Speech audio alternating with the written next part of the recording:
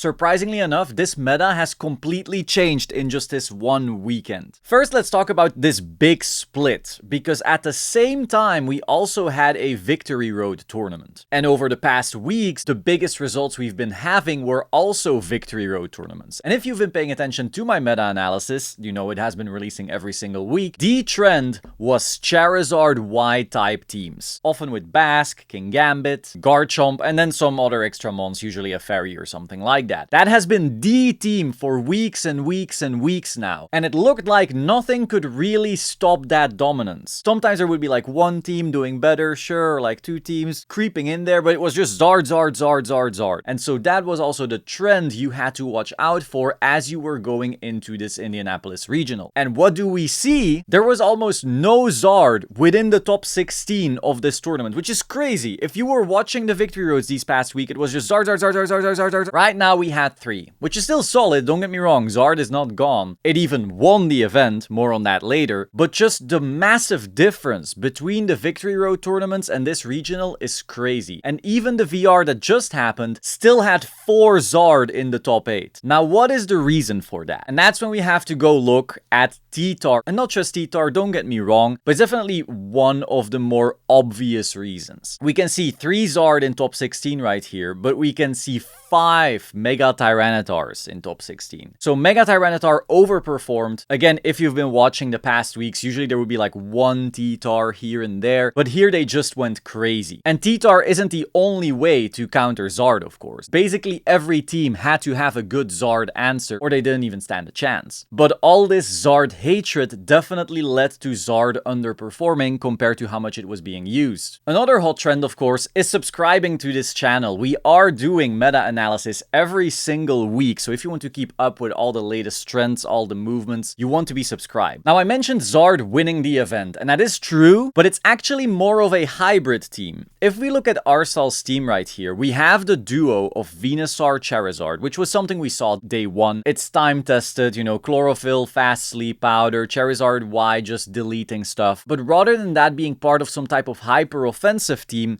we also have a Floette balance score. So we see the Incin, the Sinistcha, and the Floette, and then of course a Garchomp. Garchomp widely considered one of the best mons in the format, and also a good Zard check. So essentially when playing this team, you can either go, oh, my opponent doesn't have the greatest Zard answer, let me just play, you know, Zard Venusaur with Incin Garchomp or something like that. If you notice, damn, there's a lot of Zard hate here, you can literally just play Incin Floette, Sinistcha Garchomp. And so you basically have 2 really powerful oppressive modes. I would argue the best modes in the format. It's kind of been clear that Zard Y and Floette have been the best megas for a long time now, and so this team can just choose which one to run. Theoretically, you could even just run base Floette together with Mega Zard, because it's not like Floette's stats are bad or anything like that. And so this team is basically the best of both worlds. You can play balance, you can play Zard. This team is basically, you know, Zard Y's team and Floette's team fusing and forming the best team. Now, the talk of the weekend has definitely been Wolfe and his Steelix. I can't say for sure that Wolfe is the person who invented this team. A few days ago, Justin Tang already covered that this team was ranked number 1 on the ladder on Showdown. And so we can't know for sure if this was Wolfe actually just testing, or if it was someone else and Wolfe saw this team. Now, I'm kind of gonna assume that it was Wolfe testing, because if you've watched his content in the past, you definitely know that he likes testing on ladder here and there. Now, I've also seen people talking about the fact that Eric Rios was playing this team at one point. I don't know if maybe Eric saw Wolfe testing it on ladder. We'll have to wait until Wolfe uploads on Patreon or something like that. But overall, this team is really cool. You have 2 megas who both also function without their mega.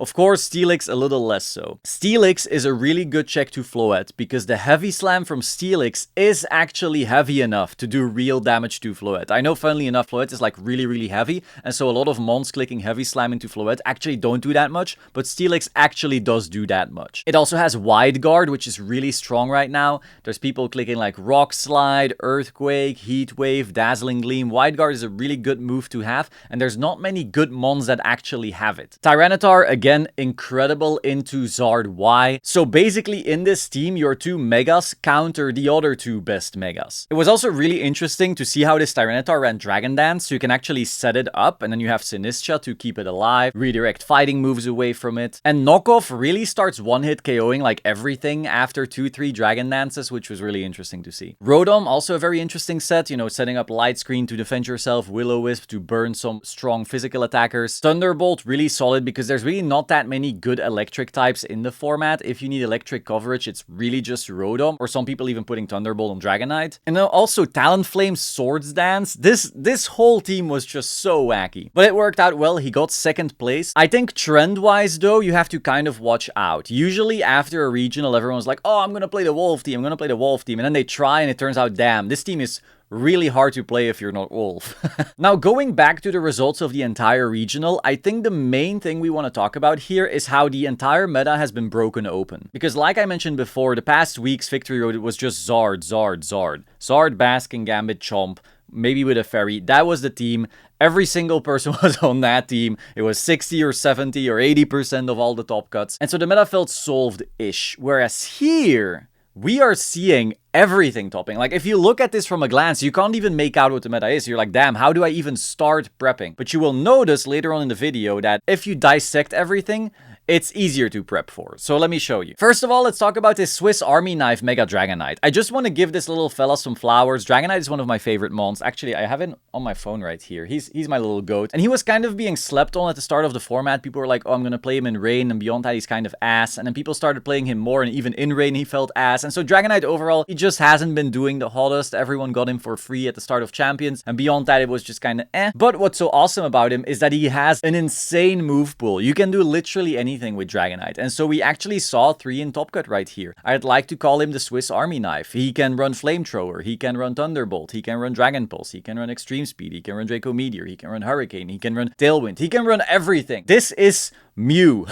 This is fully legal, non-legendary Mew. And so if your team has the room for it and you need specific things that he offers and his kit is really wide, this is just a really solid mon. Next, I want to talk about Froslass. 3 weeks ago, I mentioned, hey, in Victory Road, Froslass is kind of not doing well. It's kind of not doing anything really. But in Limitless, it is consistently the highest win rate mon with an actual play rate. And I posed the question, will this actually convert to Victory Road and bigger tournaments? Or is this going to stay a Limitless thing? Then last week, we saw it converting to Victory Road with I think 2 results or something like that. I mentioned, hey, looks like the Limitless Froslass win rates weren't a fluke. It is actually a real mon. It might see some more play. And then here we are. In top 16, we have 4 Froslass. So Froslass very much back. I'm really stoked for that because at the start of Champions, this was like one of the megas I really wanted to play with. It just felt like a lot of the new megas weren't that strong, but this one just stood out. And so I'm really stoked it's actually doing well. Also, little note, we see that Garchomp is on every single one of these teams. Now, of course, Garchomp is a very, very strong Pokemon, so that is not like weird or anything. And it especially makes sense if you think about what Ice can't hit. So Ice might have trouble hitting a Fire, it might have trouble hitting a Steel, and then your Garchomp can just nuke them either with Rock moves in case of Charizard, or with Ground moves in case of any other Fire or Steel. So it just feels like Froslass and Garchomp kind of help each other, beyond the fact that Garchomp in general is just one of the best mons in the format. Now, taking an even closer look at this, we can actually see that the Froslass King Gambit Sneasler core that we've been talking about on the channel for weeks now is taking new shape. And we can see that Alex Underhill and Colin from the Battle Room featuring the Battle Room both took more or less the same team. We can see the Froslass King Gambit Sneasler, obvious, with Garchomp, Dragonite, and a water. Again, I like highlighting this because if you look at top cuts, you don't necessarily see that all the mons are the same because they're not all in the same order. So this is straight up the same team. We'll have to see which water ends up being the best one as more people try out this type of team. But so this is definitely a composition to be watching out for. Next, Floette Balance. I have been a Floette Balance day oneer, as you know. Floette Balance has been my goat in my corner every single game I've played in Champions so far, or at least every single game I've 5-1. Floette is absolutely crazy, and it ended up actually doing the best. Now, that doesn't mean all of them are just normal Floette balance teams, you know. We have a lot of interesting hybrids here as well. As you can see, the first place was that hybrid with Charizard. We can see Patrick Dillon here playing a hybrid with Tyranitar. And then even all the other Floette balances still look wildly different from each other. We have one with Talonflame and no Sinistcha, so this is a little more offensive than your usual style. We see one with Mega Charizard X, which is something we've seen before. Both can set up, and so depending on the matchup, you just choose the one you need. We see the more classic with Mousehold instead of Sinistcha. And the most interesting one here, actually, we see one with Mega Gyarados. So this Mega Gyarados is also a setup Pokemon, just like Zardex. And there's actually a lot of similarities. I mean, if you think about it, this is a physical setup mon with Dragon Dance that is really good into Charizard. And that is basically the key, right? If you notice there's a Zard Y in front of you, setting up Floette really isn't going to do that much, but setting up one of these two is going to be amazing. Now, the hard part, of course, with Gyarados is that Solar Beam still does a whole lot, so I'm not sure exactly how you position this.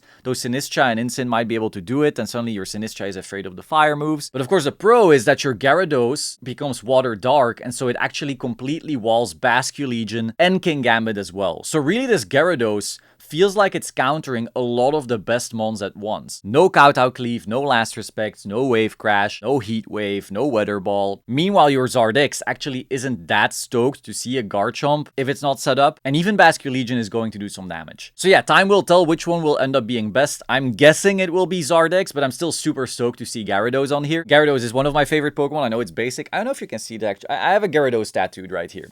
He's my boy. So yeah, really cool to see him do well. And then finally we see Rain still sticking around. I've told you before, Rain will never die. There's always going to be one Rain. One person who's like, nah, I don't need all these other broken Megas. My best core doesn't have a Mega.